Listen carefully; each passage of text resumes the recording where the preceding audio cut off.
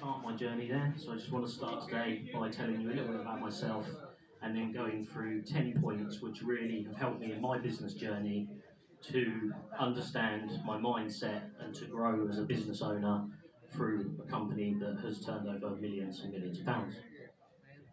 So, as I say, business owner of 22 years. My main business has been in the recruitment world of care workers and nurses, supplying those to care homes and nursing homes. Over those 22 years, we've turned over 37 million, and in the past 5 years, we've done 10 to 12 million turnover. So, my struggles as a person, as a business owner, up to 5 years ago when I started getting personal coaching, there is a very successful group called the Gold Circle, which runs in and around Essex and London. Started getting some really high-end coaching as part of that group, coaching from people who have been on Dragon's Den, people who have won The Apprentice, and understanding people who are working at hundreds of millions of pounds, and understanding that actually those people have the same struggles as people like myself, people like anybody that's in this room as well. And then really where I'm at now is I'm actually exiting my recruitment company. We're selling, and then I have my future ambitions. The sheets that are on the seats there, I will get to on one of the points when I start talking a little bit more about what I do and how I've learned to really manage myself as a person and really get my mindset right in order to become a multi-million pound business owner. So the importance of growth mindset.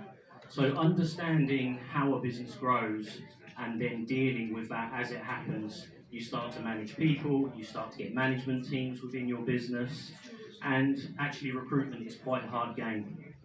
So when we're recruiting the different levels in our recruitment company, for example, we have the care workers that go out to work, we have the office workers, we have the drivers that transport them to and from work, and starting to grow and to be able to recruit the right people in your business helps you to really have that correct support, and to be able to then have the confidence in the staff to be able to grow to a company that has 200 people in the business.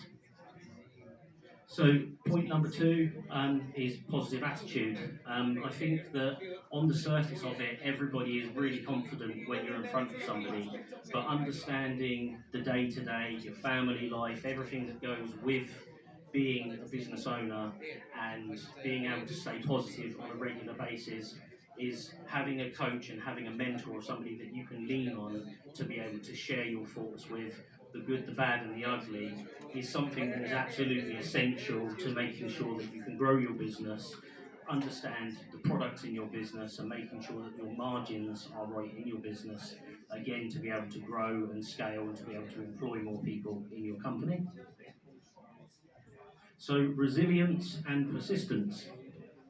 So for me, I go through times in my business where things are amazing, and then I go through times when things are really tough.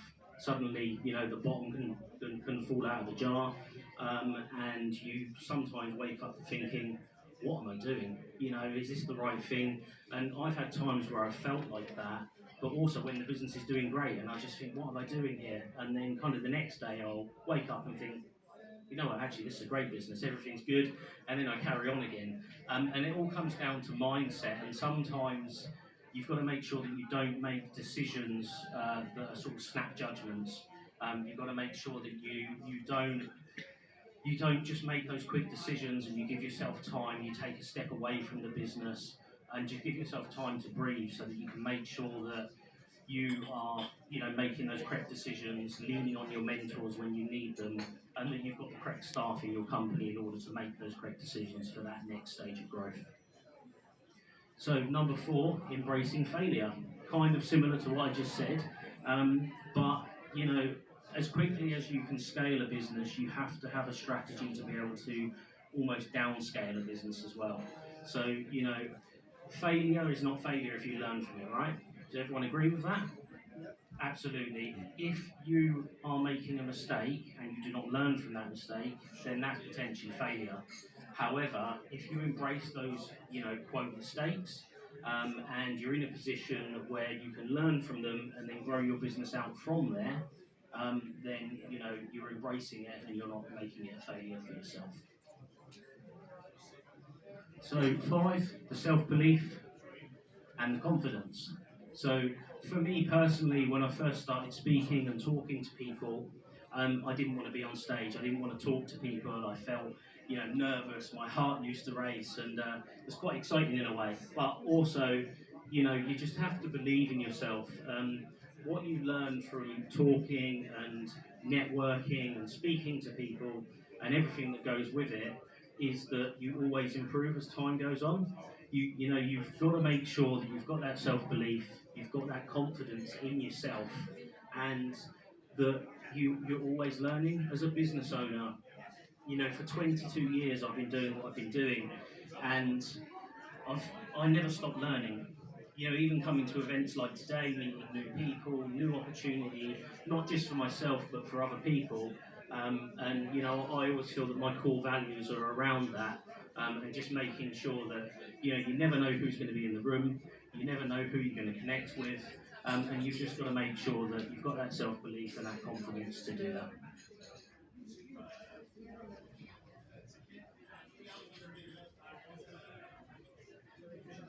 Sorry, mouth going a little dry there, just getting a little bit of water. So the next thing is goal setting, and mindset alignment. So what you've got on your chairs there is something that I got taught several years ago. So once a year I fill one of these forms in, and this is not to give back to me, this is for yourself. If you look through that form, you'll see that there's some different parts on there. There's your dreams, excuses, tools that you need. That's the first side. You've then got your 12-month goals, your reasons to succeed, and the actions that you need to take. So progressively over the past 5 years since I've been having coaching, I have filled one of these in each year, and at least once a month I just have a look at that sheet. That is not to show somebody else, it's your commitment to yourself to grow yourself as a person, grow yourself as a business owner. My goals on that sheet last year were pretty ambitious. I had no idea how I was going to achieve them, literally absolutely no idea. I'm about 6 weeks out from the last time that I filled that form in, and I realised that my 2 biggest goals was paying off my house with my mortgage and buying a house in Dubai without taking another mortgage. That was 2 of my goals. The other one was to buy a particular car that there's no way I could have afforded. And I wanted an American motorhome just to throw it into the mix. So I put them all down, and then I looked at my excuses, the tools I need, how I'm going to do it. What I didn't know 11 months ago was that to achieve those 2 big things, the 2 mortgages, the 2 properties in 2 countries, was to actually sell my existing business. I didn't realise the value, the millions that company was worth that we've built up over 22 years. And then I realised that actually, this is just part of my business journey. I may have put 22 years into that, but actually to achieve these things, I can do it now. And I'm in that process now. We're about to sell that company, and I'm about to move on to the next stage of my business career. And this sheet is a big part of doing that, having it written down and holding yourself accountable. It's really important that as a business owner and just as a person, that if you can do that, then you'll find that you can start to achieve your goals much quicker. So number 7, adaptability and flexibility. We don't always get it right first time. You have to make sure that you're adaptable. It's okay to be wrong. It's okay for people to tell you that you're wrong. Some of the biggest stuff that I've learned through business has actually been from people that I've employed. I don't hold my employees in regard to me at a lower level. I've actually got a really good guy that works for me right now, a young lad called Josh. And I brought him into the business, and I mentored him and coached him into the position he's in. And he comes up with some amazing ideas. He now works in my marketing team, and he comes up with some incredible ideas for our business. He now heads up all of our email marketing campaigns. He does follow-up campaigns, and he wins business for the company.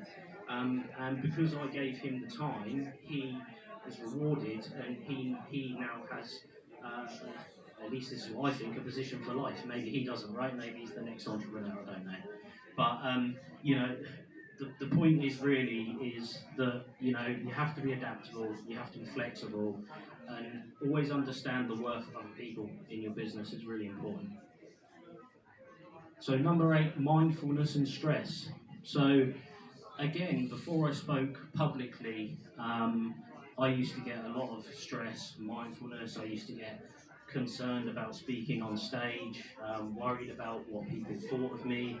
When I first learned to do to do video for social media, I used to worry about the angle that I looked at, or maybe my double chin or my belly or whatever it was. And actually, you learn that people don't care about that stuff. People care about you, and they care about yourself, you as a person, and actually what you can do for them and what they can do for you. And I think once you get past all of that stuff, you actually can excel very, very quickly. So building a growth orientated team. So it's interesting, within the recruitment company, um, we have always recruited people who've never done the job role before. So specifically my recruitment team, we took people on who had never done the job before, and we moulded them in the way that we wanted them.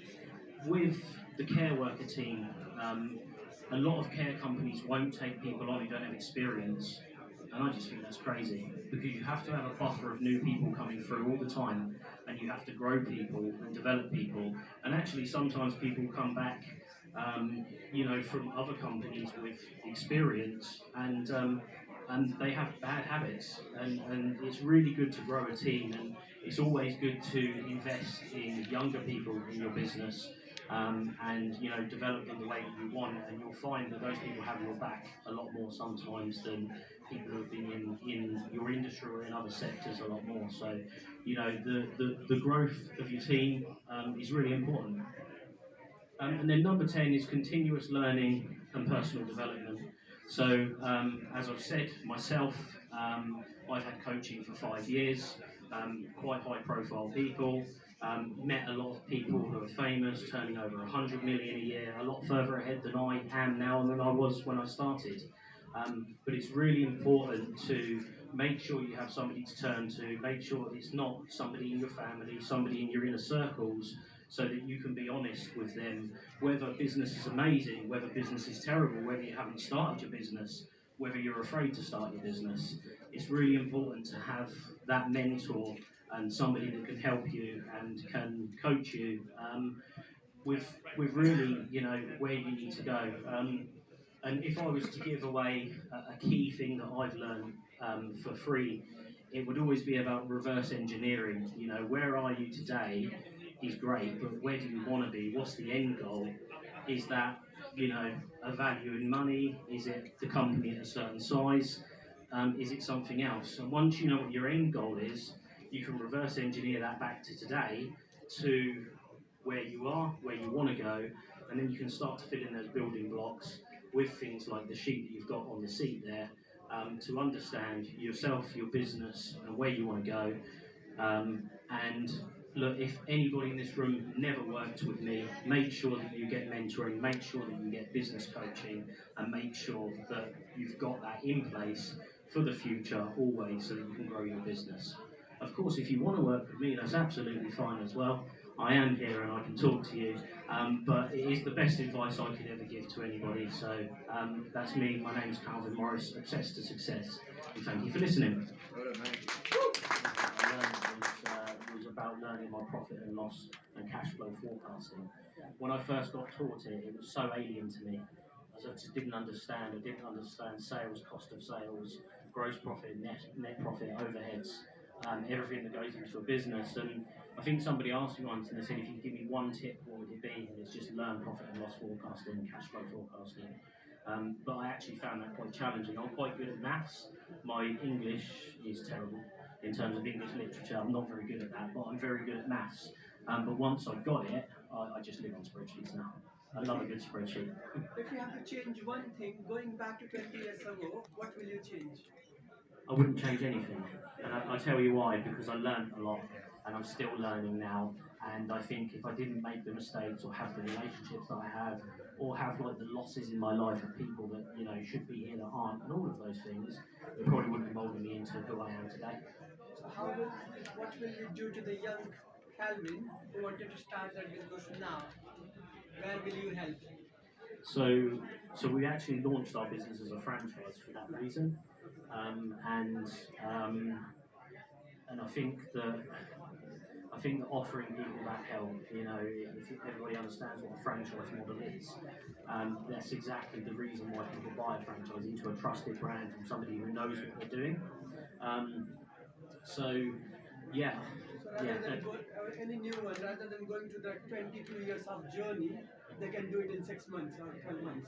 And that's pretty much my pitch. I say, look, you could do this on your own, you could start up and be marginally successful, but here's the process, the procedure, the software systems, and the mentoring to enable you to go, within 6 months and a year.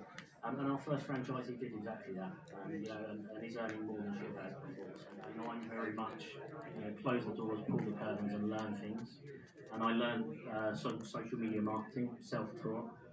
Got to about £35,000 to spend with almost zero return on Facebook paid ads, and I thought, what am I doing here? I need some help. Went to a 3-day course. Off the back of that 3-day course, I think I was quite obsessed at the time with the amount of likes on a Facebook page, and I think I got something like 500 likes or followers on the page. Within a 3-day course, they got me to 3,000 followers. And I understood that having coaching and mentoring at that point was actually quite important. I joined their program, which is called Gold Circle, which I'm still in today. They have something called Inner Circle, I'm in that as well. And now I have personal coaches as well who work one-to-one with me. So it started from the requirement of understanding social media. I was talking to you earlier and telling you about the new social media called Fred that's come out in the past few days. So there's always a new one, something else to learn. So it came from that need of spending quite a few £1,000s, you're getting zero return. But this comes back to the mindset. I didn't give up. I thought, right, I haven't done this right. Somebody else out there knows how to do this. And that's how I got into my sort of coaching journey, and will continue. I will continue to have coaching and mentoring myself, as well as helping other people. Great.